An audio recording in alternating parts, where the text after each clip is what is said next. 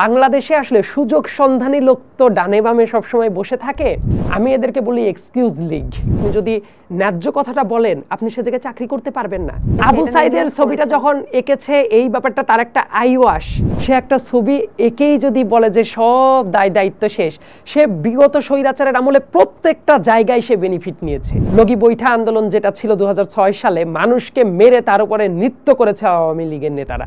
এবং আমি তো চাই ওই 16 জুলাই দিনটাকে আবু সাইদ দিবস হিসেবে ঘোষণা যাতে করা হয় রাষ্ট্রীয়ভাবে। ওবায়দুল কাদের, কাওয়া, সজীব ওয়াজেদ জয়, জাতির ভাগিনা, মোহাম্মদ আলী আরাফাত, কুমড়ো পটাশ, ব্যারিস্টার সুমন। আগাগোড়া টাউট, বাটপার, সুযোগ সন্ধানী এবং মানুষের ইমোশন নিয়ে খেলার একটা ক্রীড়নক হিসেবে কাজ করেছে। দর্শক, দ্য টক রুমের আজকের গেস্ট, যিনি সমসাময়িক বিষয়ে সদা চিন্তিত থাকেন এবং তিনি একজন সচেতন নাগরিক, পাশাপাশি সোশ্যাল মিডিয়া ইনফ্লুয়েন্সার। তিনি একজন নেতা, তবে কোনো রাজনৈতিক দলের সাথে যুক্ত নন। আপনারা বুঝতেই পারছেন কে। তারপরেও আমরা বলে দিচ্ছি, আজকে আমাদের দ্য টক রুমের গেস্ট হচ্ছেন সৈয়দ আব্দুল্লাহ। কেমন আছেন আপনি? জি ধন্যবাদ, আলহামদুলিল্লাহ ভালো আছি। আচ্ছা, আপনার সম্পর্কে আরও একটা তথ্য দিচ্ছি, সেটা হচ্ছে আপনি 2016-17 শিক্ষাবর্ষে ঢাকা ইউনিভার্সিটির ঘ বিভাগে প্রথম স্থান অধিকার করেছেন। আপনি খুবই মেধাবী একজন শিক্ষার্থী, তাই তো? আমি আসলে এই মেধাবী কোটেশনের ভেতরে আমি যেতে চাই না, কারণ আমার কাছে মনে হয় প্রত্যেকটা মানুষই ইন্ডিভিজুয়াল ক্যাপাসিটিতে মেধাবী, হয়তো বা এক একজনের মেধাটা এক এক দিকে থাকে। সো আমি প্রত্যেকটা ব্যাপারকেই রেকগনাইজ করতে চাই এবং আমি নিজেকে স্পেশাল কোনো কিছু মনে করি না। আমি মনে করি আমি অন্য আরো 10 জন মানুষের মতোই আমি খুবই সাধারণ মানুষ। আমি জানি যে আপনি কোনো প্রশ্নেই নাকি বিচলিত হন না, সেটা আপনি আমাকে অফ এয়ারেও বলেছেন। তবে আপনি সবচেয়ে বেশি আলোচনায় এসেছেন রাফসানদার ছোট ভাইয়ের মাধ্যমে, অর্থাৎ তাকে যখন আপনি এক্সপোজ করেন তার পরিবারের একটি ঋণ খেলাপি নিয়ে, তখন আপনি সবচেয়ে বেশি আলোচনায় আসেন। তারপর আস্তে আস্তে আপনি আস্তে আস্তে যত দুর্নীতি হয়েছে, যত কিছু হয়েছে, আপনি এক্সপোজ করার চেষ্টা করেছেন। আমার কথা হচ্ছে, এই যে ব্যক্তিগত তথ্যগুলো আপনি কালেক্ট করছেন বা বিভিন্ন তথ্য আপনি কালেক্ট করছেন, সেগুলো মানুষকে বলছেন, এই তথ্যগুলো আপনি পান কোথায়? তথ্য পাওয়ার বিভিন্ন টেকনিক আছে এবং আপনার জাস্ট ওইটা নিয়ে আপনার মানে আগ্রহটা আছে কিনা সেটা গুরুত্বপূর্ণ। আমি যেহেতু ইনভেস্টিগেটিভ জার্নালিজমের কাজটা করা পছন্দ করি এবং ব্যক্তিগতভাবে ইন্ডিপেন্ডেন্টলি, সো এই কাজটা করার প্রত্যেকটা, আপনি যখন কোনো তদন্ত করবেন, মানে স্টার্টিং পয়েন্ট কি এবং এন্ডস পয়েন্ট কি, এটা কিন্তু আপনার জানাটা জরুরি, যে ওই তদন্তর পুরো লুপটা কিভাবে করা যায়। সো এই জিনিসটা নিয়ে যেহেতু আমার টুকটাক কিছু ধারণা ছিল, আমি যে কোনো তদন্ত করলে যে রেলেভেন্ট অফিস আছে বা যে সব রেলেভেন্ট লজ আছে, অথবা ধরেন যেসব জায়গা থেকে তথ্যগুলো পাওয়া যায়, পুরো ব্যাপারটা আমি প্রত্যেকটা জায়গায় গিয়ে সেই ব্যাপারটা ইনভেস্টিগেট করাই স্টার্ট করি, প্রফেশনাল জার্নালিস্টদের মতোই। এবং তারপর যখন পাই, তারপর সেটাকে নিয়ে সামনে নিয়ে আসি। বেশ ভালো।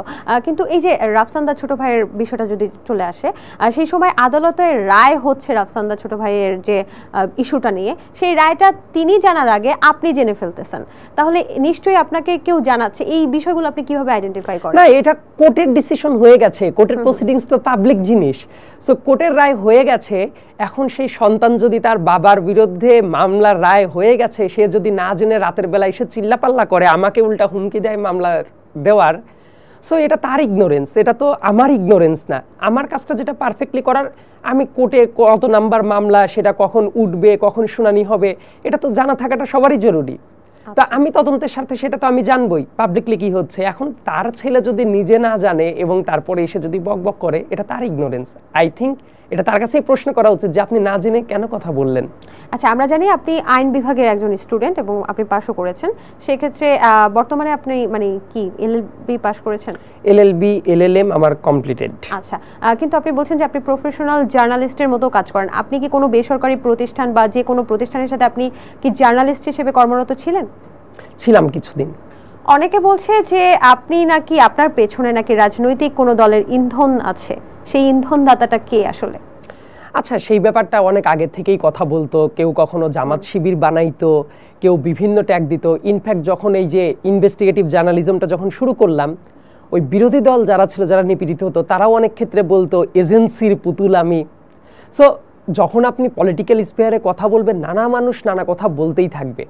এইগুলা দেখে আমি বিভ্রান্ত হতে চাই না, আমার স্রোতটাও দূরীভূত করতে চাই না। রাজনৈতিক দলের নেতাকর্মীরা কি আপনার মনে হয় এই আন্দোলনে ছিল না? অবশ্যই তারা ছিল, তারা দলীয় ব্যানারে ছিল না, কিন্তু ছাত্রদের পক্ষে সহমর্মিতা দেখিয়ে তারা নেমে পড়েছে এবং এটাই তো হওয়া উচিত। এই আন্দোলনটাকে কিন্তু অনেকে যদি মনে করে যে অ্যাবসলিউটলি কোটার জন্য আন্দোলন ছিল, কিন্তু কোটা থেকে যখন রক্ত গঙ্গায় ভাসিয়ে দিল সরকার, তারপরে থেকে এটা কিন্তু আপামর জনতার আন্দোলন হয়ে গেল। এখন পর্যন্ত আমি কোনো রাজনৈতিক দলের কর্মী না অ্যাজ অফ টুডে। আচ্ছা, আপনাকে প্রস্তাব তো দেওয়া হয় বিভিন্ন রাজনৈতিক দল থেকে। সেটা একটা সময় ছাত্রলীগ নিজেও প্রস্তাব দিয়েছিল ক্যাম্পাসে আসার পরে যে তুমি একটা সম্ভাবনাময় ছেলে, তুমি আমাদের ব্যানারে আসলে তোমাকে ভালো ভালো পদ দিব। তা আমি তাদের ওই সম্ভাবনাময় জায়গাটা যখন তৈরি করার প্ল্যান করছিল, চিন্তা করে দেখেন যে 2018 সাল 19 সালের দিকে যদি আমি সুযোগগুলো নিতাম, হয়তোবা তাদের ব্যানার থেকেও ওই টাইমে তো অনেক ভালো সুযোগ সুবিধা তৈরি করতে পারতাম। আমি তো সেই সুযোগও তখন নেইনি। ভবিষ্যতে যদি কখনো রাজনীতিও করি, ওই রাজনীতি আমি করতে চাই যে জায়গায় অন্ধ তাবেদারের মতো যে ডাহা মিথ্যা কথাকে জাস্টিফাই করতে হবে, আমি এই রাজনীতির আদর্শ দ্বারা না। কিন্তু এই যে চলমান যে রাজনৈতিক দলগুলো আছে, তাদের সাথে কি আপনি রাজনীতি করবেন ভবিষ্যতে?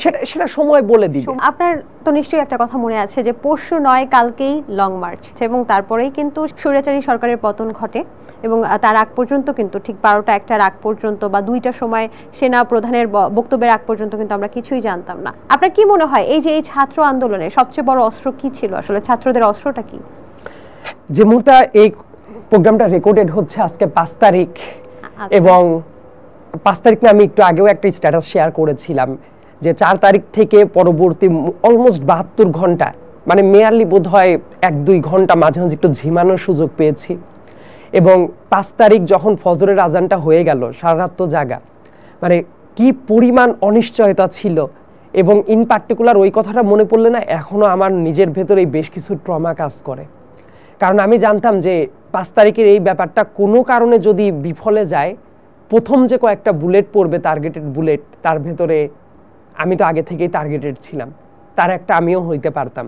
অনেক ফ্রেন্ডদের যেসব গ্রুপ আছে ওই জায়গায় কিন্তু আমি 4 তারিখ রাতের বেলায় আমি একটা মেসেজ দিয়ে রেখেছিলাম যে হয়তোবা যদি শেষ মেসেজ হয় যাতে ক্ষমা করে দেয়। 5 তারিখকে আমি সবসময় বলি যে এইটা শুধু স্বৈরাচার মুক্তির আন্দোলনই নয়, এইটা প্রবাবলি আমার নিজের জীবনেরও একটা সনদ। ছাত্র আন্দোলনে আপনাকে রাজপথে কিন্তু তেমনভাবে দেখা যায়নি, কিন্তু বুদ্ধিবৃত্তিক আলোচনা করতে কিন্তু দেখা গেছে। তাহলে কি আপনি কোনো হুমকির সম্মুখীন হয়েছিলেন, বা রাজপথে কেন দেখা যায়নি, বা সবারই কি আসলে রাজপথে থাকা দরকার নেই, বুদ্ধিবৃত্তিক আলোচনারও দরকার আছে? আপনি কি মনে করেন? এক একজনের এক একটা রোল থাকে, সবাই যদি একই কাজ করে তাহলে তো প্রত্যেকটা ফাংশন ড্র করবে না। এই আন্দোলনটা যে মুহূর্ত থেকে শুরু হয় কোটা নিয়ে, দেখবেন কোটাটা যে আসলে গভর্নমেন্টের পলিসি ইস্যু, সেটাকে কোর্টে কিভাবে চালান করে দেওয়া হলো এবং কিভাবে এই পলিসিটা কাজ করছিল, এইগুলা নিয়ে কিন্তু 5 জুন যখন রায়টা হলো, 6 জুন থেকে কিন্তু আমি ভিডিও বানানো স্টার্ট করেছি, এবং এগুলো ছিল একাডেমিক ঘরানার ভিডিও। যে এই যে ন্যারেটিভ তৈরি করা, যে কিভাবে এটা বৈষম্যের দ্বারটাকে উন্মুক্ত করছে, সেই কন্টেন্টগুলোও কিন্তু আমি বানিয়েছি। তো আমি কিন্তু অনেক আন্দোলনে বিভিন্ন জায়গায় গিয়েছি পিওরলি মাস্ক পরে, সানগ্লাস পরে, ক্যাপ পরে, কিন্তু অনেকে অনেক ক্ষেত্রে চিনে ফেলতো। এমন আন্দোলনে গিয়ে দেখবেন অনেকগুলা একদম রাস্তার আন্দোলনে আমি কিন্তু কোটার লেজিটিমেসি নিয়ে এবং সব কিছু নিয়ে আমার কিন্তু ইন্টারভিউ কভার করেছে, পুরা জনসমাবেশের মতো। সেই ভিডিওগুলো দেখবেন ইউটিউবেই আছে। সো আমার কিন্তু টাচে থাকতে হয়েছে, এবং সেটা আজকে থেকে না, 2018 আন্দোলনেও যেমন আমি রাস্তায় থাকা মানুষ, নিরাপদ সড়ক আন্দোলনেও রাস্তায় ছিলাম, ইলেকশনের আগেও যে আন্দোলনগুলো হতো সেগুলোতেও রাস্তায় ছিলাম, এই আন্দোলনেও ছিলাম। মানে this is a continuous process for me. এই সময়টা যে আপনি তো অনেক কথা বলছেন সোশ্যাল মিডিয়াতে, তো সোশ্যাল মিডিয়াতে যারা কথা বলেছে তাদেরকে কিন্তু বিভিন্নভাবে আমরা এখন জানতে পাচ্ছি যে তাদেরকে বিভিন্ন হুমকি দেওয়া হয়েছে, তাদেরকে বিভিন্ন টাকা দিয়ে, টাকার প্রলোভন দেখিয়ে বিভিন্ন রকম ভিডিওস, সেই সাবেক সরকারের পক্ষে বিভিন্ন রকমের ভিডিওস বানানোর জন্য বলা হয়েছে। আপনাকে কি কোনো হুমকি বা কোনো টাকার প্রলোভন দেখানো হয়নি? শুধু টাকার প্রলোভন না, দেখেন আমি যেহেতু ইন্ডিপেন্ডেন্ট জার্নালিস্ট হিসেবে কাজ করেছি, বিভিন্ন তদন্তগুলোর কাজ প্রকাশ করেছি, মতিউরের ছাগলকাণ্ড এক্সপোজ করার পরে আমার লাইফের পর কী ধরনের থ্রেট গিয়েছে, মানে অনলি গড নোজ। তো এছাড়াও বিভিন্ন ইলেকশনের আগে যখন ভোট চুরি নিয়ে আমি খুবই সরব ছিলাম। গত বছরে আমার বার্থডেতে, এই 12ই সেপ্টেম্বর আমার বার্থডে, তো বার্থডেতে দেখবেন মানুষ তো বার্থডে সেলিব্রেট করে, ওই জায়গাতে আমি একটা ব্যানার নিয়ে ছবি পোস্ট করেছিলাম যে right to vote, restoration of democracy and human rights restore করা নিয়ে। তো আমি কিন্তু চিরকালই হিউম্যান রাইটসের ইস্যুগুলো নিয়ে, এক্সট্রা জুডিশিয়াল কিলিং নিয়ে অ্যাক্টিভলি পার্টিসিপেট করেছি। এটা করার জন্য অনেক হুমকি ধামকির শিকার হতে হয়েছে, এমনকি গুম করে দেওয়ার মতো হুমকি ধামকির শিকার হতে হয়েছে, কিন্তু সেই হুমকি ধামকিতে লাকিলি শেষ পর্যন্ত আমি সারভাইভ করে গেছি। এই জায়গায় অনেকগুলো মানুষের অবদান আছে, সেইগুলো আমি আসলে পাবলিকলি তাদের অবদানটাকে বলতে চাচ্ছি না। তারা যদি ওই জায়গাগুলোতে আমাকে প্রপার সিগন্যালিং না করতো বা আমাকে বাঁচানোর চেষ্টা না করতো, তাহলে হয়তো বা আমি এই জায়গায় কথা বলার মতো সৌভাগ্য আমার হতো না। ছাত্র আন্দোলনে প্রাইভেট ইউনিভার্সিটি কিন্তু একটা গেম চেঞ্জারের মতো অবদান রেখেছে।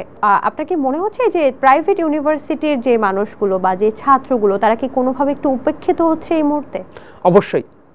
Being a student of Dhaka university, আমার কাছে মনে হচ্ছে এই সত্যতা অনেকে এটা স্বীকার করতে চায় না, যে ঢাকা বিশ্ববিদ্যালয়ের ভেতর থেকে শুরু করে পাবলিক বিশ্ববিদ্যালয়ে যখন মানে ছাত্রলীগ, পুলিশ সবাই পিটিয়ে একেবারে নিয়ন্ত্রণে নিয়ে আসার চেষ্টা করছিল, ওই মুহূর্তে যদি প্রাইভেট ইউনিভার্সিটির স্টুডেন্টরা রাস্তায় নেমে না আসতো, তাদের রক্তে যদি রাজপথ রঞ্জিত না হতো, এই আন্দোলনটা থেমে যাইতে পারত। সো এই আন্দোলন যে বেঁচে ছিল, এই জায়গায় তাদের একটা সীমাহীন অবদান আছে।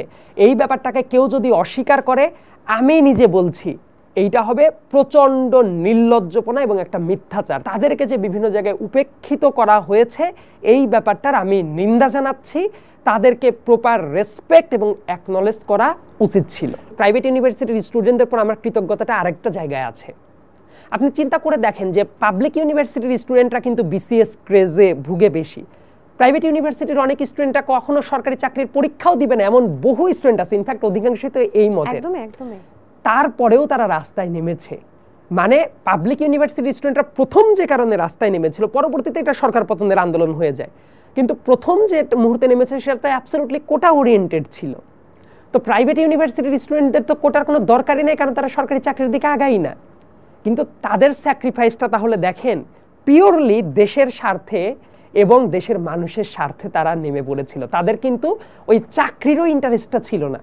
কিন্তু এই ব্যাপারটা না অনেকে স্বীকার করতে চায় না, এটা খুবই প্যাথেটিক লাগে। এবং আমার কাছে মনে হয় তাদের এই সাপোর্ট যেটা ছিল, এই সাপোর্টটা যে কত গুরুত্বপূর্ণ ছিল। ইনফ্যাক্ট আপনি আরেকটা হিসাব করে দেখতে পারবেন, প্রাইভেট ইউনিভার্সিটির স্টুডেন্টদের কি পরিমাণ লাশ পড়েছে, এটা কিন্তু মানে আপনি গুণে হিসাব করতে পারবেন না। তারা কোনদিন সরকারি চাকরির পরীক্ষাও দিত না। এমন অনেক আমার নিজের অনেক স্টুডেন্ট ছিল প্রাইভেট ইউনিভার্সিটিতে বিভিন্ন জায়গায় পড়ে, তাদেরকেও তো আমি দেখেছি। সো এই বাস্তবতাটাও আমি জানি। সো আমি চাই তাদেরকে মানে প্রপার অ্যাকনলেজ করা হোক। আমার মনে হচ্ছে যে আমরা আরো অনেক রাজনৈতিক বিষয় এবং সমসাময়িক বিষয় নিয়ে কথা বলবো, কিন্তু তার আগে একটু অন্যরকম গেমস খেলতে চাই। গেমসটা এটা হচ্ছে একটা র্যাপিড ফায়ার। হ্যাঁ, আপনাকে কিছু নাম বলা হবে, সেটা হতে পারে রাজনৈতিক ব্যক্তি, হতে পারে কোনো তারকা, হতে পারে কোনো পরিচিত মুখ, হতে পারে কোনো সোশ্যাল মিডিয়া ইনফ্লুয়েন্সার। আপনি তাদেরকে এক একটা বিশেষণে বিশেষায়িত করবেন। ওকে, মনে হচ্ছে ভয়ঙ্কর কোনো খেলার দিকে পড়ে যাচ্ছি। ভয়ঙ্কর কোনো খেলা না, আপনি যত ভয়ঙ্কর খেলা খেলেন তেমন কোনো খেলা না। তবে আমরা শুরু করতে পারি। ওকে, লেটস সি। জাস্ট একটা বিশেষণে বিশেষায়িত করবেন। ওবায়দুল কাদের। কাওয়া। আচ্ছা, তারেক রহমান। আমরা যখন খুবই ছোট ছিলাম, সে তখন রাজনীতি করেছে, কিন্তু তার রাজনীতিটাকে চোখের সামনে আমি দেখি নাই। কিন্তু তার যদি রাজনীতি করতে হয়, আমি চাই নতুন বাংলাদেশের রাজনীতিতে কিভাবে অ্যাডপ্ট করা যায়, সেই দিকে তার আগানো উচিত। সজীব ওয়াজেদ জয়। আমি তাকে সবসময় একটা নামে বিশেষিত করতাম, যে জাতির ভাগিনা। ডিবি হারুন। ভাতের হোটেলকে নিয়ে আমার মনে হয় খুব বেশি কথা বলা উচিত না, কারণ ভাতের হোটেল বন্ধ হয়ে গেছে। মোহাম্মদ আলী আরাফাত। কুমড়ো পটাশ। তার একটা সুচিন্তা ফাউন্ডেশন ছিল, আমি সবসময় বলতাম কুচিন্তা ফাউন্ডেশনের জনক আরাফাত। নায়ক রিয়াজ। দালাল। বিচারপতি মানিক। বিচারপতি মানিকের মতো মানিক যে জায়গায় অ্যাপিলেট বিভাগের বিচারপতি ছিল, এটা এন্টায়ার বাংলাদেশের জন্য একটা লজ্জার। জুনায়েদ পলক। সে তো হইল আমাদের খাজা টাওয়ারের বিজ্ঞানী মানুষ। মানে নেট চোখের পলকে পলকে যেভাবে নেট চলে যাওয়ার ব্যাখ্যাগুলো দিয়েছে, এটা মনে হয় যে পৃথিবীর মানে এটার একটা মিম পেজ হওয়া উচিত, যে চোখের পলকে পলকে কিভাবে ইন্টারনেট চলে যায় এবং খাজা টাওয়ারের যে ব্যাখ্যা সে দিত।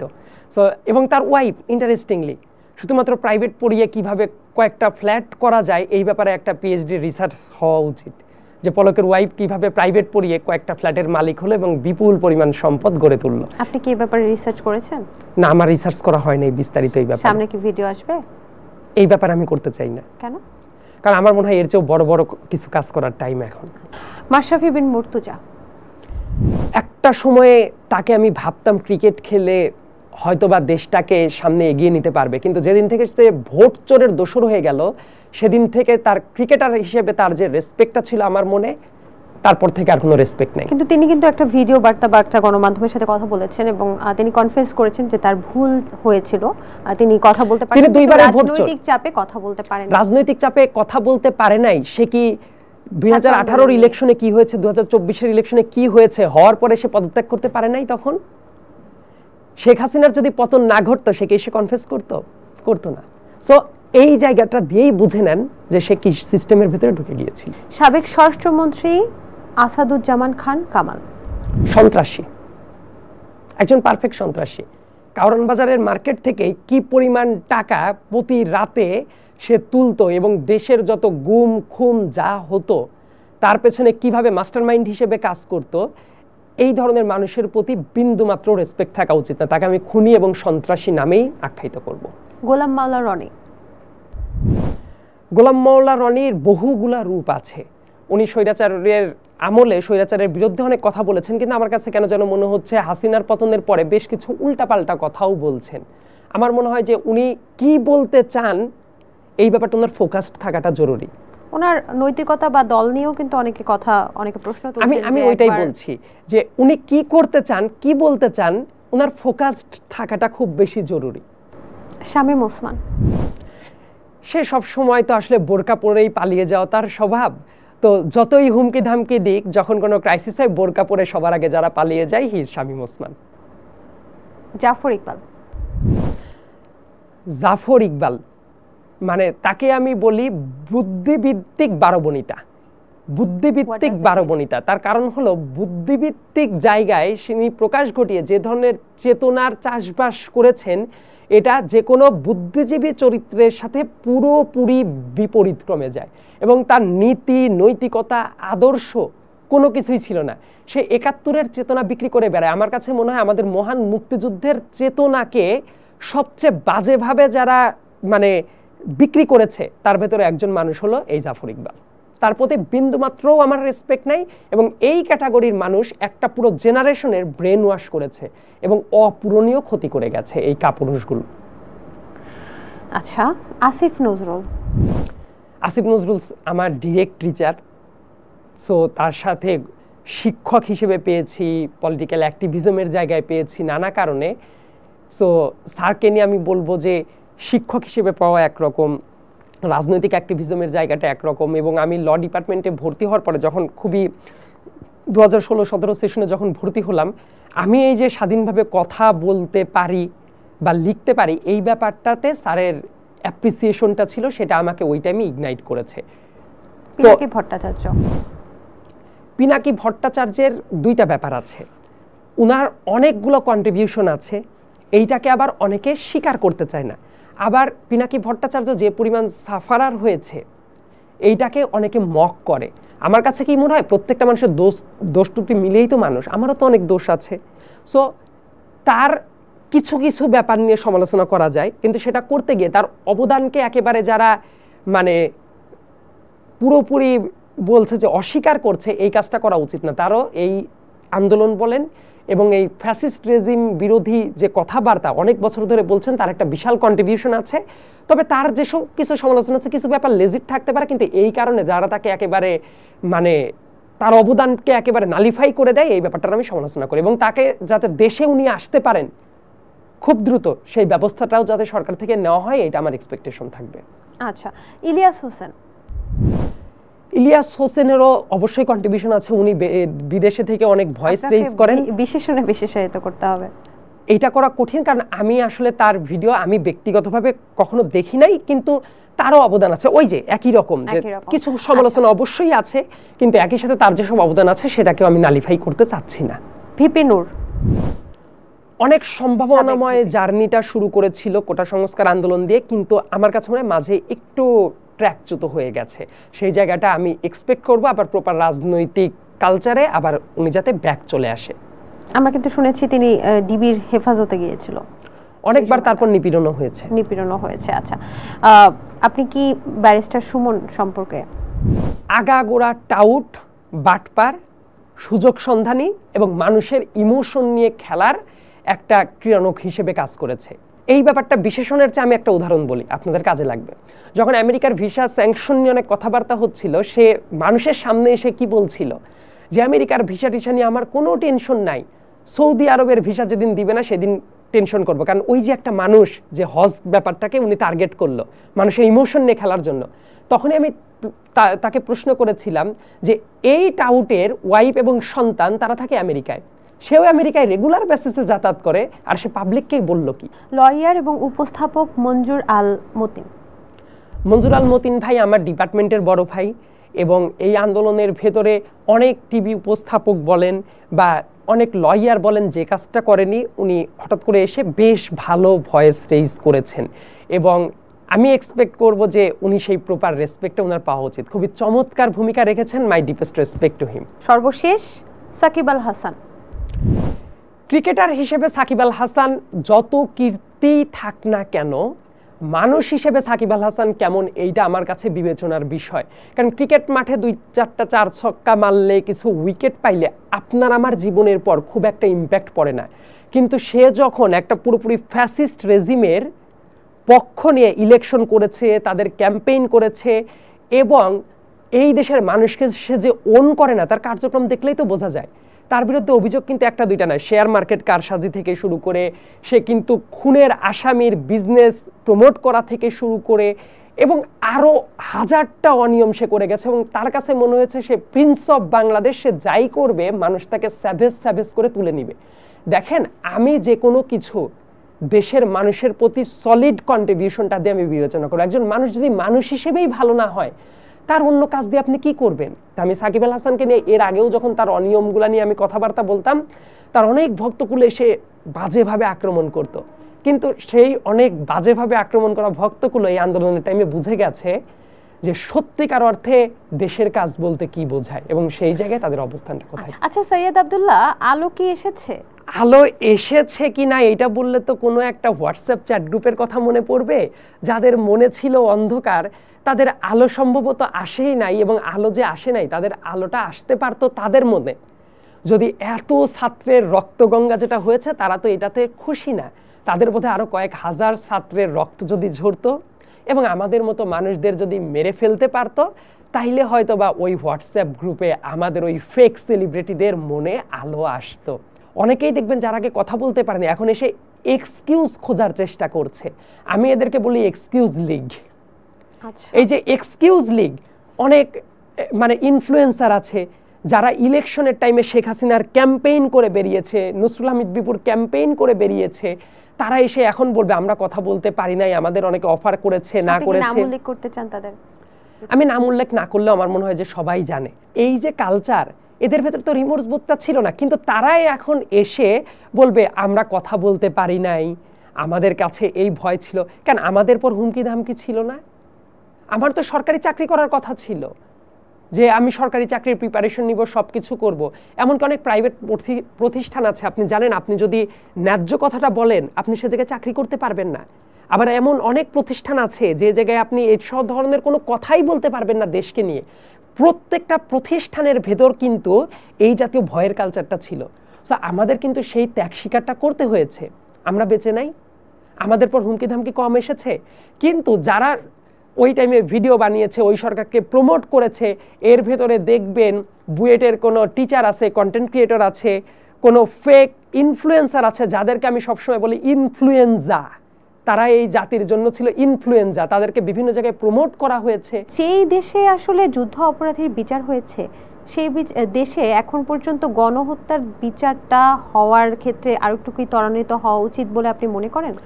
অবশ্যই ত্বরান্বিত হওয়া উচিত, এবং যারা বর্তমানে আছে এই জাতি। তারপর আরেকটা ইন্টারেস্টিং জিনিস খেয়াল করে দেখেছেন, জাস্ট একটা মাস পার হলো শেখ হাসিনা পালিয়ে যাওয়ার পরে, এই টাইমে নানা বিভক্তির আলাপ নিয়ে অনলাইনে দেখবেন সরগরম অবস্থা। আমাদের জাতির ঐক্যটা যে জায়গায় এসেছিল, যে একটা ফ্যাসিস্ট বিরোধী রেজিমের বিরুদ্ধে সবাই কিন্তু দল মত নির্বিশেষে এক জায়গায় এসেছিল। এই জায়গায় আসার পরে আমাদের পবিত্র দায়িত্ব ছিল শেখ হাসিনার বিগত দিনের স্বৈরাচারী রেজিমে এই যে যত গুম খুম হত্যা যা যা করেছে, এইটার বিচার নিশ্চিত না হওয়া পর্যন্ত এই বিভিন্ন দলীয় স্বার্থ, বিভিন্ন স্বার্থ, এইগুলা নিয়ে কারো ফোকাস করা উচিত ছিল না। আনফরচুনেটলি সেটা হচ্ছে। এবং আমার কাছে মনে হয় সেই লগি বৈঠা আন্দোলন, শাপলা চত্বরের গণহত্যা, লগি বৈঠা আন্দোলন যেটা ছিল 2006 সালে, মানুষকে মেরে তার উপরে নৃত্য করেছে আওয়ামী লীগের নেতারা। পিলখানার কথা আপনাদের মনে থাকার কথা, সাগররুনির কথা আপনাদের মনে থাকার কথা, তারপরে বিভিন্ন ইলেকশনকে কেন্দ্র করে যে পরিমাণ গুম খুন তারা চালিয়েছে, একই সাথে 2024 সালের এই গণহত্যা, এই প্রত্যেকটা জিনিসের বিচার করা হয় নাই। অনেক হাসপাতালে এখনো অনেক রোগী কাতরাচ্ছে, তাদের প্রপার ট্রিটমেন্টের ব্যবস্থা করা হয় নাই। কারোকে যদি উন্নত চিকিৎসার জন্য বিদেশে পাঠানো হয়, এগুলো কিন্তু ফার্স্ট প্রায়োরিটি দিয়ে দেখাটা উচিত ছিল। অনেকেই এই ব্যাপারগুলো হয়তো বা স্বীকার করে না বা বলতে চায় না। আমার কথা কি জানেন, প্রত্যেকটা রাজনৈতিক স্বার্থ এবং সব কিছু হওয়া উচিত ছিল সেকেন্ডারি প্রায়োরিটি। প্রথম প্রায়োরিটি হওয়া উচিত ছিল যারা এই আন্দোলনে বিভিন্নভাবে ক্ষতিগ্রস্ত হয়েছে, হাসপাতালে কাতরাচ্ছে, অথবা যারা মারা গেছে, এই পরিবারগুলোকে সাপোর্ট দেয়া, যারা আহত হয়েছে তাদেরকে প্রপার ট্রিটমেন্টের ব্যবস্থা করা, এবং যারা যারা এই ফ্যাসিস্ট রেজিমের হয়ে যাদের হাতে রক্তের দাগ লেগে আছে তাদেরকে প্রপার বিচারের আওতায় নিয়ে আসা, এইটা ছিল ফার্স্ট কাজ। বিভিন্ন সরকারি এবং বেসরকারি প্রতিষ্ঠানগুলো কিন্তু এই যে যারা আহত ছাত্র আন্দোলনে তাদেরকে সাহায্য করতে এগিয়ে আসছে। রিসেন্টলি আমি যতটুকু জানি যে একটা বেসরকারি ব্যাংক 50 লক্ষ টাকা শুধু আহত ছাত্রদের চিকিৎসার জন্য ব্যয় করেছে। এই বিষয়গুলো কিভাবে দেখছেন আপনি? বাংলাদেশে আসলে সুযোগ সন্ধানী লোক তো ডানে বামে সবসময় বসে থাকে। এনআরবিসি ব্যাংক, এটা নিয়ে কিন্তু আমি নিজেই কথা বলেছি, তদন্ত করেছি একটু। এনআরবিসি ব্যাংকের যিনি চেয়ারম্যান আছেন, তিনি এই আহত শিক্ষার্থীদের সেবা করার জন্য 50 লক্ষ টাকা তাদের ফান্ড থেকে দান করেছে, রাইট? সো এই যে তারা দানটা করলো, এইটার একটা পয়েন্ট আছে যেটা অনেকে মিস করে যাচ্ছেন। সিএসআর ফান্ড থেকে দান করেছে, কিন্তু সে যে আরো কয়েক শত শত কোটি টাকা সে লোপাট করেছে, সে বিদেশে পাচার করেছে, সে শেখ হাসিনা রেজিমের সরাসরি সমর্থক হিসেবে কাজ করেছে, এই কাজটা সে কিন্তু ধামাচাপা দেওয়ার চেষ্টা করছে। মানে এই জায়গায় এসে 50 লক্ষ টাকা দিয়ে সে শত শত কোটি টাকার অনাচারকে ঢেকে তার রূপটাকে বদলে দেওয়ার চেষ্টা করছে। সৃষ্টিকর্তাও নাকি ভুল করলে মাফ করে দেয় সৈয়দ আব্দুল্লাহ। তো সেক্ষেত্রে যেই মানুষগুলো আসলে এই যে বিপক্ষ মতাদর্শী যে মানুষগুলো, সেই মানুষগুলো যখন আসলে এখন ছাত্র আন্দোলনের সাথে একত্রতা প্রকাশ করছে, তারপর হচ্ছে মানুষকে সহযোগিতা করার চেষ্টা করছে, সমাজ সেবামূলক কর্মকাণ্ড করার চেষ্টা করছে, এই মানুষগুলোকে আমাদের কি আসলে একসেপ্ট করা উচিত, নাকি এই মানুষগুলোকে আসলে দূরে সরিয়ে তাদেরকে তোমরা বিপক্ষ পার্টি, তোমরা চলে যাও, তোমাদের সাথে কথা নেই? তাহলে আসলে শত্রুর সংখ্যা কি আরো বাড়বে না? আপনার কি মনে হয়? আমার কাছে যেটা মনে হয়, এই আন্দোলনের পরে একটা জায়গাতে কিন্তু আমরা প্রত্যেকেই কথা বলেছি যে সারা দেশের ভিতরে একটা ঐক্য প্রতিষ্ঠার জন্য, ঐক্যটার ভেতরে একটা কথা আছে। ধরেন এই ব্যাপারটা নিয়ে আমি যদি বলি যে আমি সবাইকে মাফ করে দিচ্ছি, এই কথাটা আমি বলার জন্য পুরোপুরি এন্টাইটেলড না। আবু সাইদ যে মারা গেল রংপুরে, পুলিশের ডিরেক্ট গুলিতে বুকটা পেতে দিল, এই ধরনের ঘটনা সারা পৃথিবীতে বিরলতম ঘটনা। এবং আমি তো চাই ওই 16 জুলাই দিনটাকে আবু সাইদ দিবস হিসেবে ঘোষণা যাতে করা হয় রাষ্ট্রীয়ভাবে। তো আবু সাইদের পরিবারের কি দুর্দশা, তার যারা ভাই বোন ছিল তাদের কথা আপনি শুনেছেন মিডিয়াতে? তার মায়ের কান্নার কথাটা শুনেছেন? এবং ওই কান্না মুছে দিয়ে প্রাইম মিনিস্টারের অফিসে শেখ হাসিনা নিয়ে এসে কি নাটকটা তাদের পর্দে চালালো, এই যে প্রহসনটা চালালো, তাদের মনে যে দাউ দাউ করে আগুনটা জ্বলছে, সে ক্ষমা করে দিবে কিনা তার কাছে গিয়ে জিজ্ঞাসা করেছেন? সো আমি চাই কি জানেন, অনেক নির্বিষ মানুষ ছিল যারা ঠিক আছে ওই টাইমেও চাকরি বাকরি করেছে, সবকিছু করেছে, তারা রক্তের খেলায় বা নেশায় মেতে ওঠে নাই। এই ধরনের মানুষ যারা আছে তারা যদি মনে করে কালেকটিভ স্বার্থে সবার একসাথে কাজ করা উচিত, অবশ্যই সবাইকে নিয়েই দেশ গঠনের কাজ করতে হয়। কিন্তু যাদের হাতে সরাসরি রক্তের দাগ লেগে আছে তাদের তো বিচারের আওতায় নিয়ে আসতে হবে। তাদেরকে বিচারের আওতায় না নিয়ে এসে আপনি যদি মনে করেন তাদেরকে স্পেস দিবেন, তারা কি সুযোগ সন্ধানী না? আমি চাই দেশের সবাই একসাথেই কাজ করুক, বিভক্তির রাজনীতি ভুলে, কিন্তু যারা অপকর্ম করেছে তাদের শাস্তি হওয়াটা জরুরি। এবং যারা দালালিপনা করেছে তারা যাতে আবার সুযোগ সন্ধানের মতো মূল স্রোতে না মিশে যেতে পারে।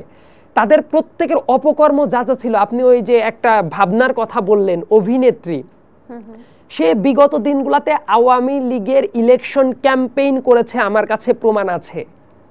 শেখ হাসিনার সে ক্যাম্পেইন করে বেরিয়েছে। কিন্তু রিসেন্টলি কিন্তু দেখা যাচ্ছে সে আবু সাইদের ছবি এঁকেছে। আবু সাইদের ছবিটা যখন এঁকেছে, এই ব্যাপারটা তার একটা আইওয়াশ, সে ওই আলো আসবেই গ্রুপের ভেতরেও ছিল এবং তার বিগত দিনের কাজ পুরাটা স্বৈরাচারী রেজিমের সাথে অ্যালাইন্ড। সে একটা ছবি একেই যদি বলে যে সব দায়িত্ব শেষ, সে বিগত স্বৈরাচারের আমলে প্রত্যেকটা জায়গায় সে বেনিফিট নিয়েছে। এমনকি সে যে অনেক ভালো অভিনয় করে তাও না, ওই জায়গা থেকে কিভাবে সে প্রচারণায় উঠে যায়। আরেকটা গুরুত্বপূর্ণ কথা বলি, আপনারা মিডিয়ার মানুষ খুব ভালো বুঝতে পারবেন। সে যে কান চলচ্চিত্র উৎসব যেটা হয় সেই জায়গায় যে গিয়েছিল, সে নিজের টাকা খরচ করে প্রাইভেট স্পেয়ার থেকে গিয়েছে, রাইট? আপনি একটু তদন্ত করে দেখতে পারেন। এরকম যে কেউই যাইতে পারে বিভিন্ন জায়গা থেকে, কিন্তু যাওয়ার পরে তারা কি করে জানেন? মিডিয়াকে নিজেরাই বরং টাকা দিয়ে কিছু ভাড়াটে সাংবাদিক জোগাড় করে সেইটাকে এমনভাবে প্রচার চালায় যেন এটা তার অভিনয়ের জোরেই তারা ওই জায়গাতে গিয়েছে, এবং দেখবেন প্রচুর প্রচারণা চালিয়েছে। এবং বিগত স্বৈরাচারের সে একজন একনিষ্ঠ সমর্থক। সে যদি এখন হঠাৎ করে এসে তার পুরো রিমোর্স বোধটা না থাকে, সে যেসব অপকর্ম করেছে সেগুলো যদি স্বীকার না করে, তার তো এই প্রশ্নের জবাব দেওয়া উচিত যে সে শেখ হাসিনার যে ইলেকশন ক্যাম্পেইন করেছিল, আপনি প্রমাণ দেখতে চাইলে আমি দেখাতে পারি। সে যে করলো, কেন করেছিল, এই পুরো ব্যাপারটা নিয়ে সে জাতির কাছে কি ক্ষমা প্রার্থনা করেছে? সে কোনো কিছু না করে হঠাৎ করেই ডান থেকে বামে এসে যে আমি তো খুব ভালো মানুষ, কিছু বুঝি নাই, এই ভাবটা দেখাবে। তখন মনে করতে হবে এই মানুষগুলা হইল ওই ব্যারিস্টার সুমন টাইপ মানুষ। একটু বলি যে রাফসানদার ছোট ভাইয়ের কথা। তিনি যখন ছাত্র আন্দোলনে গিয়েছিল, অর্থাৎ একাত্মতা প্রকাশ করতে গিয়েছিল, তখন কিন্তু ছাত্ররা তাকে আসলে অ্যাকসেপ্ট করেনি, সেখান থেকে তাড়িয়ে দিয়েছে বা চলে যেতে বলেছে, জোর করে নিয়ে গাড়িতে উঠিয়ে দিয়েছে। এই বিষয়টাকে আপনি কিভাবে দেখবেন?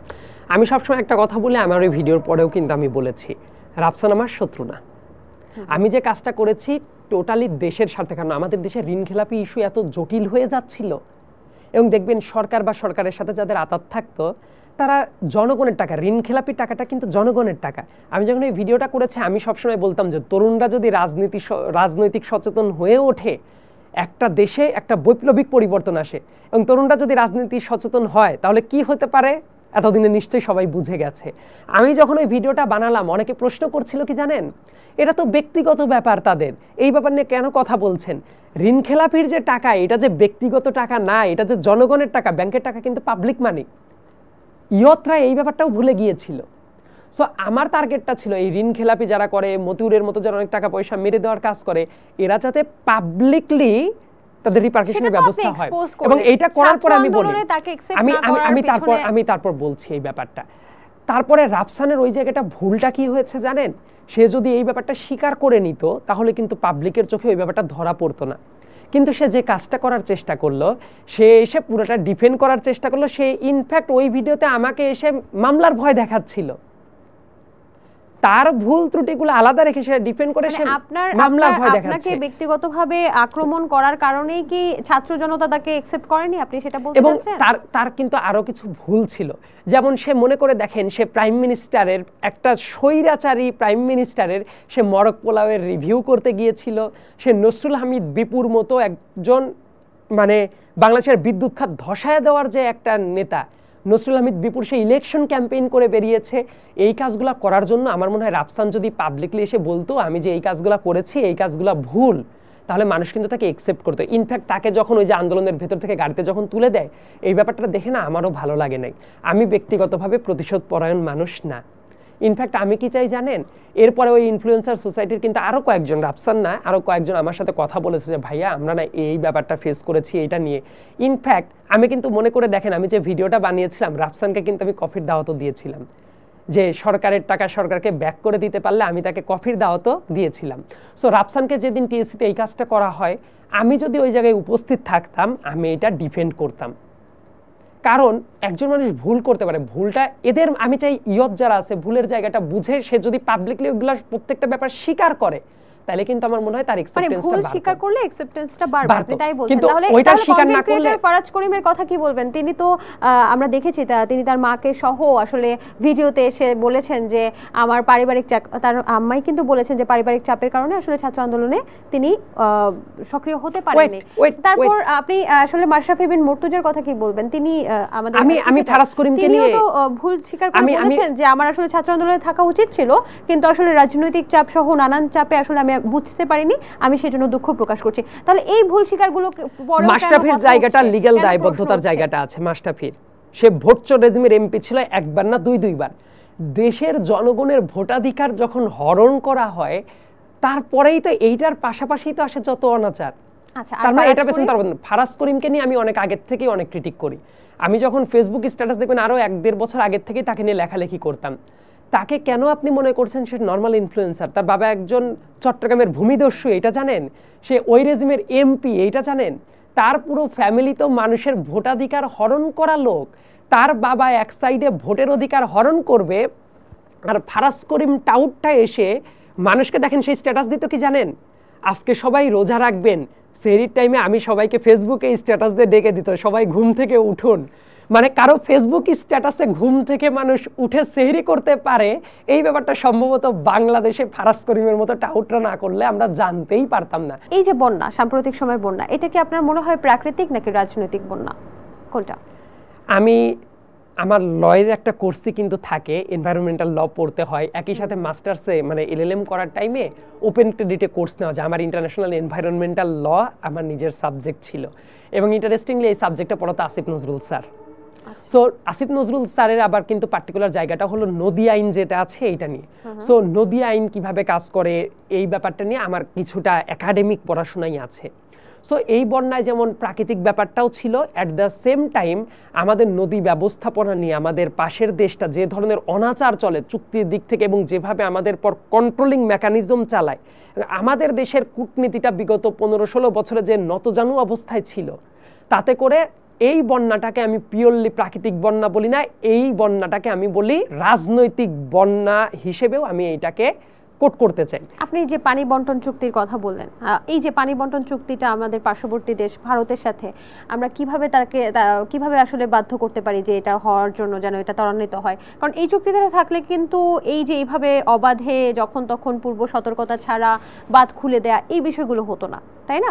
তো আমরা কিভাবে আসলে এটা নিশ্চিত করতে পারি? আমাদের অভিন্ন নদী আছে 54টা, এর ভেতরে 2-1টা বাদে আমাদের কিন্তু আপস্ট্রিমের দেশ হলো ইন্ডিয়া, আমরা কিন্তু ডাউনস্ট্রিমের দেশ, এবং প্রত্যেকটা জায়গায় নদীর পানির যে হিস্সা, এই হিস্সাটা কোনোদিনই আদায় করা হয় নাই। আওয়ামী লীগের প্রতিষ্ঠাতা মুসলিম জননেতা মাওলানা আব্দুল হামিদ খান ভাসানী এই ব্যাপারটা উপলব্ধি করত। বিএনপির প্রতিষ্ঠাতা যে জিয়াউর রহমান আছে, সেও এই ব্যাপারটা উপলব্ধি করত। মনে আছে মাওলানা আব্দুল হামিদ খান ভাসানী তার মৃত্যুর দ্বার প্রান্তে দাঁড়িয়ে একেবারে চূড়ান্ত বৃদ্ধ বয়সে গিয়ে উনি কিন্তু ফারাক্কা লং মার্চের নেতৃত্ব দিয়েছিল। এবং ভারত যেটা করেছে, এই যে প্রত্যেকটা জায়গায় বাদ দেওয়া থেকে শুরু করে যা যা করেছে, এই কাজটা আমরা নিয়ন্ত্রণ করতে পারতাম আমরা যদি ইন্টারন্যাশনাল যে কনভেনশনগুলো আছেন পানির হিস্সা নিয়ে, সেগুলো আমরা পার্টি স্টেট হইতে পারতাম। আমরা তো সেই দিকে কখনো আগাই নাই। এবং ওই যে চুক্তিগুলো করা হয়, এই চুক্তিগুলো কতটা ডিসক্রিমিনেটরি ছিল, এই ব্যাপারগুলো পাবলিক স্পেয়ারে কখনো আলোচনাও হয় নাই। এখন এটা সমাধানটা কি? আমরা পানি বন্টন চুক্তিটা কিভাবে করতে পারি পার্শ্ববর্তী দেশ ভারতের সাথে? এটা কিন্তু একটা চুক্তি না, অনেকগুলা চুক্তি আছে, এবং অনেকগুলা মানে মিউচুয়াল নেগোসিয়েশনেরও ব্যাপার আছে। সো আমি কি চাই জানেন? বাংলাদেশের পররাষ্ট্রনীতি এমন হোক, তাদেরকে দায়বদ্ধতার আন্ডারে নিয়ে আসতে হবে। তারা যে সব অপকর্ম করবে আমরা যাতে ভয়েস রেজ করতে পারি, এবং ইন্টারন্যাশনাল ফোরামে যেগুলো আছে আমাদের উচিত সবগুলারই মেম্বার হওয়া, যাতে করে আমাদের অভিযোগ দায়ের করার একটা পারফেক্ট ফোরামটা থাকে। এবং তারা যে দাদাগিরি করে বেড়াবে, আমরা যে সেটা সহ্য করব, এই জায়গাটা হওয়া উচিত না। এই যে জাতীয় সঙ্গীত পরিবর্তনের একটা কিন্তু রব উঠেছে সোশ্যাল মিডিয়া সহ বিভিন্ন জায়গায়, এবং সদ্য আয়নাঘর থেকে মুক্তি পাওয়া যিনি হচ্ছেন, আমি যদি ভুল না করে থাকি, ব্রিগেডিয়ার জেনারেল আজমি, তিনি কিন্তু এই জাতীয় সঙ্গীত পরিবর্তনের কথা প্রথমে তুলেছিলেন, এবং তারপর থেকে অনেকে এটাকে সাপোর্ট করছে, কেউ কেউ এটাকে সমালোচনাও করছে। তো এই বিষয়টা আপনি কিভাবে দেখছেন? আসলে কি পরিবর্তন হওয়া জরুরি? এই মুহূর্তে এই আলোচনাটা ওঠার মিনিংটা হলো আমরা মূল জায়গার ফোকাসটা হারিয়ে ভিন্ন জিনিস নিয়ে অনেক সময় নষ্ট করছি। যে টাইমে আমাদের গণহত্যা চালানো একটা দলের বিরুদ্ধে বিচার নিশ্চিত করার কথা, যে মুহূর্তে আমাদের যারা আহত হয়েছে তাদের চিকিৎসার ব্যবস্থা করার কথা, যে পরিবারগুলো ক্ষতিগ্রস্ত হয়েছে তাদের খোঁজ নেওয়ার কথা, এবং দেশের ইকোনমিটাকে যেভাবে ধ্বংস করে গিয়েছিল পুনর্গঠন করার কথা, এবং আমাদের সামনের রাজনৈতিক রূপরেখা কেমন হবে সেটা ঠিক করার কথা, ওই মুহূর্তে দাঁড়িয়ে আমরা যদি এই ব্যাপারগুলা নিয়ে তর্ক বিতর্কে মেতে থাকি, এর মানে ঐক্যটাকে নষ্ট করে বিভাজনের দিকে হাঁটছে সবাই। আমার কাছে মনে হয় এই মুহূর্তে এই আলোচনার দিকে ফোকাস থাকা একদমই উচিত না, বরং মূল যে কাজগুলো আছে সেই কাজগুলো করা উচিত। এবং শুধু এই জাতীয় সঙ্গীত না, আপনি দেখবেন অনেকগুলা এইরকম টপিক আসবে যারা এই আলোচনাগুলোকে দিয়ে আমাদের মূল কাজগুলোর ফোকাসটাকে নষ্ট করার পায়তারা করবে। তাই অনেক তো আসলে গুরুত্বপূর্ণ কথা বললাম। এখন আপনার ব্যক্তিগত লাইফ, আপনি আসলে এখন বর্তমানে আপনার পরিবারে কে কে আছেন? পরিবারের কথা যদি বলেন, বাবা, মা, ছোট বোনও ঢাকা ইউনিভার্সিটিতে পড়াশোনা করছে বর্তমানে। আমি এই ফ্যামিলির বাইরে আমার কাছে যেটা মনে হয়, পুরো দেশটাকেই আমার এখন ফ্যামিলি মনে হয়, যে সবাইকে নিয়েই আমাদের কাজটা করা উচিত। তার মানে আপনি এখনো বিয়ে তো করেননি? না, এখনো বিয়ে করিনি। আচ্ছা, আপনার কি পছন্দ আছে? এই কথাগুলো মিডিয়াতে কি বলা উচিত? Yes or no? Yes or no আপনি বলেন, ইয়েস অর নো। এইটা আমার মনে হয় যে এই জাতীয় মতামত যদি প্রকাশ করি তাইলে বিভিন্ন রকম কথাবার্তা হবে। রাদার কোনোদিন যদি সামনে বিয়ে হয় অবশ্যই আমি জানাই দিব, কারণ এখন আবার প্রবলেমও আছে যে আমরা ধরে নিতে পারি আপনার পছন্দ আছে। আমি ইয়েস নো কিছুই না বলি। এই আন্দোলনে কিন্তু প্রবাসীদের একটা বড় ভূমিকা আছে এবং আপনি জেনে খুশি হবেন, আপনি হয়তো জানেন ওই বিষয়টা, যে সম্প্রতি কিন্তু 57 জনকে, যে এখানে একটা বিদেশি রাষ্ট্র থেকে 57 জন, আমিও এটার পেছনে অ্যাক্টিভিজম আমি নিজেও করেছি। আছেন আপনি, তাহলে খবরটা দিয়ে দেন। আচ্ছা, প্রবাসীদের অবদানকে আমি দুইটা ক্যাটাগরিতে একটু ভাগ করতে চাই। প্রবাসীদের ভেতরে বাংলাদেশে দেখবেন প্রবাসীদের ভেতরে একটা আছে ওয়ার্কার হিসেবে মিডল ইস্ট কেন্দ্রিক দেশগুলোতে যায়, আর একটা আছে পড়াশোনা এবং অন্য পারপাসে ইউরোপ আমেরিকার দেশগুলোর দিকে তারা যায়।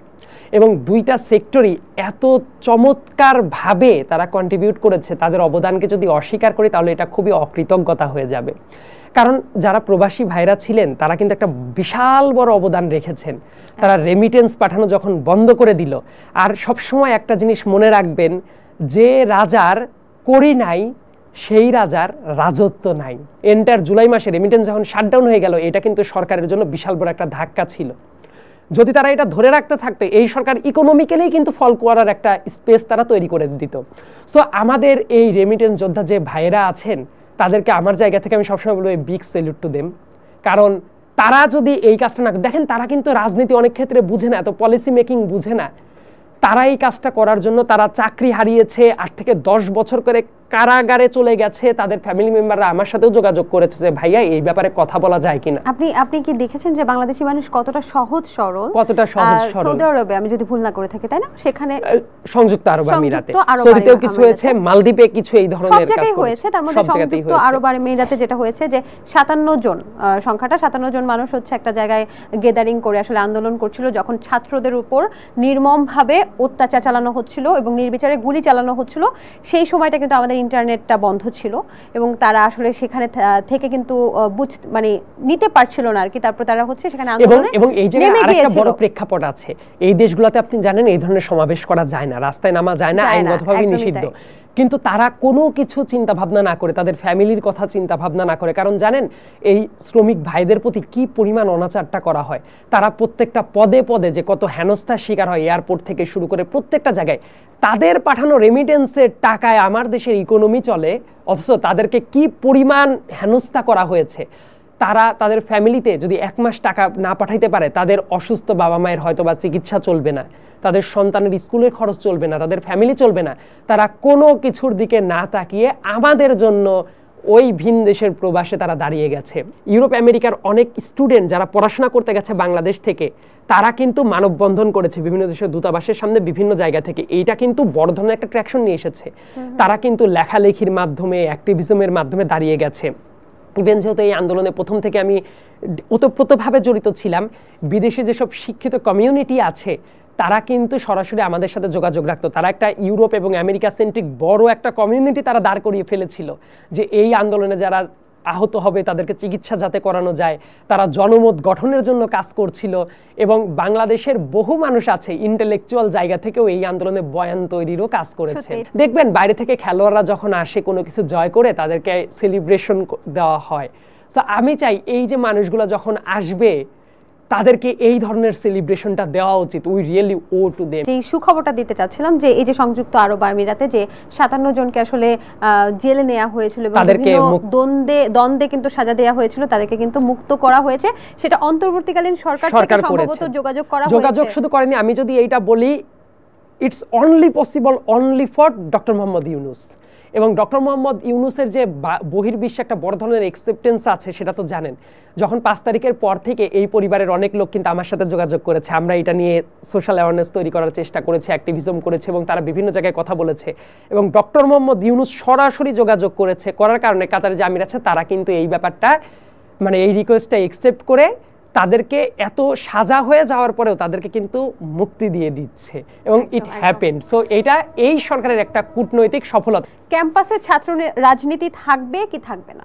যে রাজনীতি চলে এইটাই যদি চলতে থাকে এই ছাত্র রাজনীতির কোনোই দরকার নাই, কিন্তু যদি কিছু পলিসি রিফর্ম করা যায়, এটা নিয়ে আমার একটা বিস্তারিত ভিডিও ডিবেটে আছে, সেটা অনলাইনে পাবেন। সো ওই জায়গায় বিস্তারিত আমি বলে দিয়েছি যে হল কেন্দ্রিক রাজনীতি বন্ধ করা যায়, অনুষদ কেন্দ্রিক রাজনীতি বন্ধ করা যায়, লেজুর ভিত্তিক রাজনীতি বন্ধ করা যায় এবং ক্যাম্পাস কেন্দ্রিক এই তোষামোদির রাজনীতি পিওরলি বন্ধ করে যদি ছাত্ররা নিজ গরজে ক্যাম্পাসের ভেতরে না অরিজিনাল দলের পলিটিক্সে অংশগ্রহণ করে অফিস স্ট্রাকচারে মানে ইন্টার্ন হিসেবে বহির্বিশ্বে যেটা আছে সেটা চাইলে কেউ করতে পারে, কিন্তু তার আগে ওই যে শর্তগুলো আছে এইগুলা নিশ্চিত করতে হবে। ডাকসু ইলেকশন নিশ্চিত করতে হবে, প্রত্যেকটা হল সংসদের যে নির্বাচনগুলো হয় এগুলো প্যানেল ভিত্তিক না, রাজনৈতিক দল কেন্দ্রিক না, এটা স্বকীয়ভাবেই হওয়া উচিত। এই কাজগুলো যদি হয় তাহলে থাকতে পারে, কিন্তু বর্তমানে যেভাবে চলছে এটা যদি হয় কোনো রাজনীতির দরকার নেই। আমরা কিন্তু অনেক বিষয় নিয়ে আসলে কথা বলেছি, বললাম যে এই সময় সংক্ষিপ্ততার মধ্যে আরো বিষয়গুলো আমরা টেনে আনতে পারতাম, কিন্তু সম্ভব হচ্ছে না। আপনাকে বিদায় জানাতে হচ্ছে একদম শেষ মুহূর্তে। বর্তমান অন্তর্বর্তীকালীন যে সরকার, ঠিক কতদিন এই সরকারকে আপনি চান এবং আপনি কি এই সরকারের উপর আস্থা রাখছেন কিনা সেটা একটু বলতেন। এই সরকারের পর শুধু আমার একার কথা না, সারা দেশের মানুষেরই আস্থাটা রাখা উচিত, কারণ প্রাতিষ্ঠানিক কিছু পরিবর্তনের দরকার। একটা দেশকে যদি সত্যিকার অর্থে চেঞ্জ করতে হয় আপনার এটা বিশ্বাস রাখতেই হবে রাজনৈতিক দলগুলাই এই চেঞ্জটা করতে পারে, কিন্তু রাজনৈতিক দলগুলা চেঞ্জ করার যে স্ট্রাকচার সেই স্ট্রাকচারই তো নাই। বিগত 15 বছরে সব ভেঙে চুরে ছারখার করে দেওয়া হয়েছে। সো দেশের প্রাতিষ্ঠানিক ডেমোক্রেসিটা ব্যাক করানোর জন্য এই সরকারের কাজ করতেই হবে, যাতে করে পরবর্তীতে যারা সরকার হিসেবে আসবে আর একটা শেখ হাসিনা তৈরির মেকানিজমে তারা যাতে সেই সুযোগটাই না পায়। ধরেন ইলেকশন কমিশন যদি শক্তিশালী থাকে, দেশের নিরাপত্তার সাথে জড়িত যারা পুলিশ থেকে শুরু করে সশস্ত্র বাহিনী থেকে যারা আছে তারা যদি প্রত্যেকে সক্রিয় ভূমিকা রাখতে পারে, দেশের দুদক বলেন, মানবাধিকার কমিশন বলেন, তারা যাতে চেক অ্যান্ড ব্যালেন্সের ভেতরে থাকতে পারে, প্রত্যেকটা প্রতিষ্ঠান যদি শক্তভাবে দাঁড়াতে পারে, ইনক্লুডিং মিডিয়ার কাজ যদি মিডিয়া করতে পারে স্বাধীনভাবে, আমি চাই প্রত্যেকটা প্রতিষ্ঠান তারা প্রাতিষ্ঠানিক ডেমোক্রেসির আওতায় চলে যাক এবং রাজনৈতিক দলগুলো রিফরমেশন হোক, যাতে করে সামনের বাংলাদেশে আরেকটা শেখ হাসিনা তৈরি না হয়। এবং এইটা করার জন্য যে সংস্কারের সময়টা দরকার সেটা এই অন্তর্বর্তীকালীন সরকারের থাকা উচিত। একই সাথে রাজনৈতিক দলও নিজেদেরকে কিভাবে সংস্কার করে আসবে তাদেরও সেই রোডম্যাপটার দরকার আছে। আচ্ছা, আপনাকে অসংখ্য ধন্যবাদ আমাদেরকে এত সময় দেওয়ার জন্য। আপনি ভালো থাকবেন। ধন্যবাদ।